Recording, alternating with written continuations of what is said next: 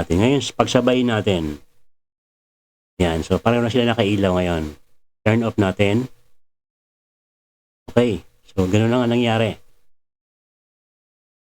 Gagawin natin remote control itong LED project na ginawa natin last time na kung saan meron tayong dalawang LED. Be sure lang po na nakakonect yung LED sa D1 at D2. Tulad nitong sample connection na ito. Gayahin niyo po yan. And then, paki-download lang po yung ating code na gagamitin para sa project na ito. Nasa Google Classroom ito. Tapos, i-connect natin sa computer ng ating device. And then, i-upload po natin yung ating code na i-download.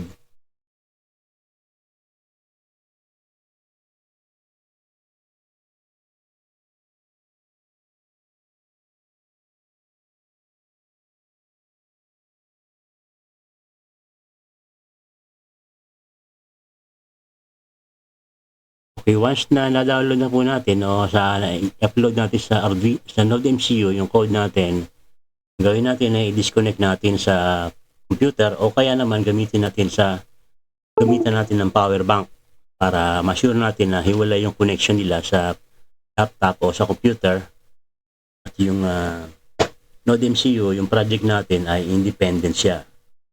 Tulad nito. So, hiwalay siya. And then magbukas po tayo ng smartphone natin or desktop computer and then kumonek tayo sa kanyang server. May sarili siyang server. So hanapin natin yung hotspot na LED server and then kumonek tayo sa kanya.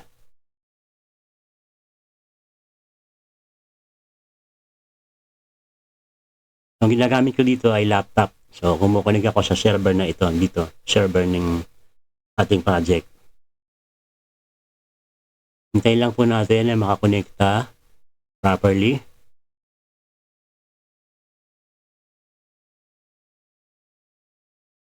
Okay, now,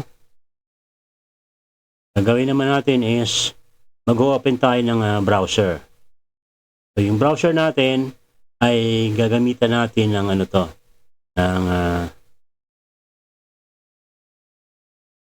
pwedeng kahit na Google or ano pa bang browser meron kayo sa smartphone nyo o sa computer nyo. And then doon sa ating address bar, doon sa URL address, itatype natin yung IP address na galing sa code natin na in-upload.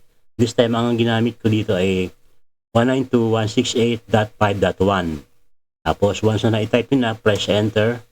Tapos lilitaw po itong ganitong klase ng web page.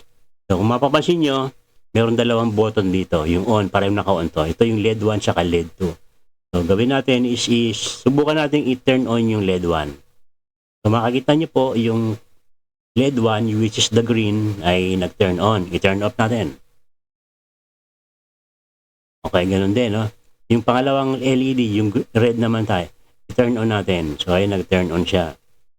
Okay, turn off natin. Ngayon, pagsabayin natin. Yan, so pareho na sila nakailaw ngayon. Turn off natin. Okay, so gano'n lang ang nangyari. Remotely controlled to. Wala itong connection sa laptop. Ang ginagamit ko ay, ang pang-control natin ay galing sa computer din, sa laptop. Pwedeng smartphone ang gamitin nyo.